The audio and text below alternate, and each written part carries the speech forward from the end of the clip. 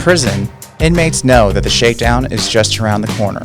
However, not many people know about how many shakedowns there are in the criminal justice system, but we have some experience. I spent 6 years in Texas prisons. I also was in prison in Texas for 30 years. On our podcast, The Shakedown, we share our personal experiences about the challenges we face navigating the criminal justice system and watching others try to do the same. The prosecution also introduced evidence it believed incriminating, such as the fact that Eccles read Stephen King and listened to Metallica. That's what they did to me. That's how they convicted me. They brought my comic books up.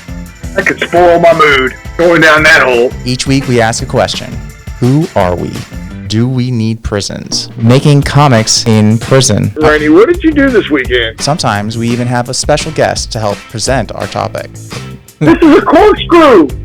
Somebody's got a handle, dude. You thought a corkscrew was a can opener.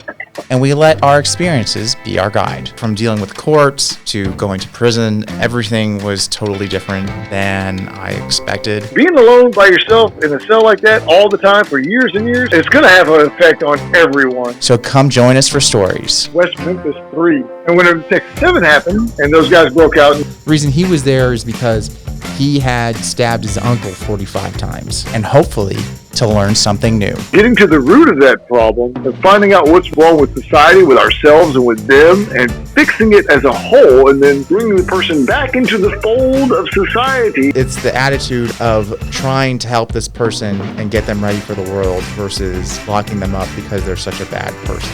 We hit these rabbit trails all the time because we know intimate parts of a lot of these things that the public will never know. You can't solve a big problem by looking at the worst symptoms. Find the latest episode now at shakedown.show.